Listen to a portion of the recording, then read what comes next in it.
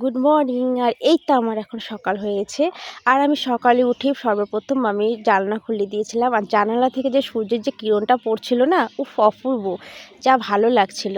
তারপরে আমি ব্রাশ নিয়ে রেডি হয়ে গেছি। এখন আমি ব্রাশ করতে, তারপরে আমি ঠান্ডা ঠান্ডা জল দিয়ে তারপরে আমি মুখটা ধুয়ে নিচ্ছি। ঠান্ডা জল দিয়ে কিন্তু মুখ ধুতে বেশ ভালোই লাগে।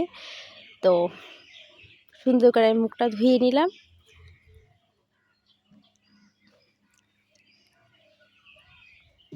আমার এখন ধোয়া কমপ্লিট।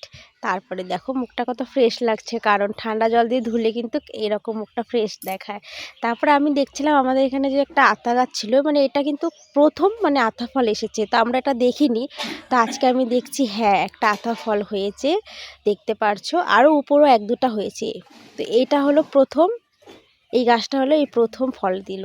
আর এখানে ছিল আমাদের গোলাপ গাছ। তো আমি গোলাপকে বললাম সামনে কিন্তু সামনে কিন্তু শিবরাত্রি আসছে, অবশ্যই কিন্তু একটা গোলাপ দিবে। তারপরে এটা হচ্ছে আমাদের পুরানো আতা গাছ। এখানে কিন্তু প্রত্যেক বছর অনেক আতা হয়, ঠিক আছে। তো এই বছরে কিন্তু অনেক আতা ধরে নিয়েছে। তো আমি সকালে উঠে না গাছপালার দিকে একবার দৃষ্টি যায়। আর এখানে হচ্ছে আমরা পাখিদের জন্য অনেকগুলো ভাত রেখে দিয়েছি। অনেক সময় চাল দিই, ভাত দিই, মুড়ি দিই। আর তারপরে দেখতে দেখতে দেখছি যে এই যে ধোতরা ফুল গাছের মধ্যে একটা ধোতরা ফুল ছিল, আর মা জাস্ট পূজা দিয়ে কেবল ঘরে গিয়েছে।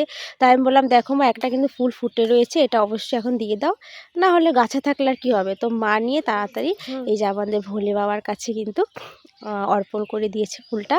দেখো কেমন লাগছে, কি সুন্দর লাগছে না, কি সুন্দর পিঙ্ক কালারের, কত ভালো লাগছে।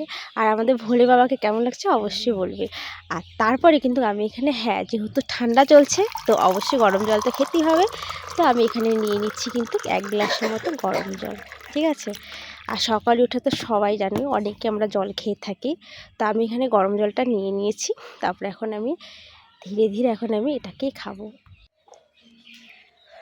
গরম জল বলে তাই একটু লেট হচ্ছে। তারপরে এখন আমি চা জল খেয়ে চা কিন্তু আমার পুরো 1 কাপ ছিল, দেখতেই পারছো। তো দেখতে পারছো দেখো লেগে আছে যে 1 কাপ ছিল, আমি ওটাকে গরম করে এত কম করে দিয়েছি। তারপর আমার ডিউটি হচ্ছে এই যে পেয়ারা গাছটা দেখছো, এই পেয়ারা গাছ সুন্দর করে জল দিচ্ছি। আরও আশেপাশে অনেক গাছ রয়েছে, সেগুলোর মধ্যেও জল দিতে হবে। হ্যাঁ ভিডিওটা কিন্তু এই পর্যন্তই হবে। ভালো লাগলে কিন্তু অবশ্যই লাইক করতে কিন্তু ভুলবেন না, ঠিক আছে। চ্যানেলটাকে সাবস্ক্রাইব আর ফলো করতে অবশ্যই করে দিয়ে যাবেন। থ্যাংক ইউ সো মাচ ভিডিওটা দেখার জন্য। আবার নতুন কিছুর সাথে আবার দেখা হবে। বাই।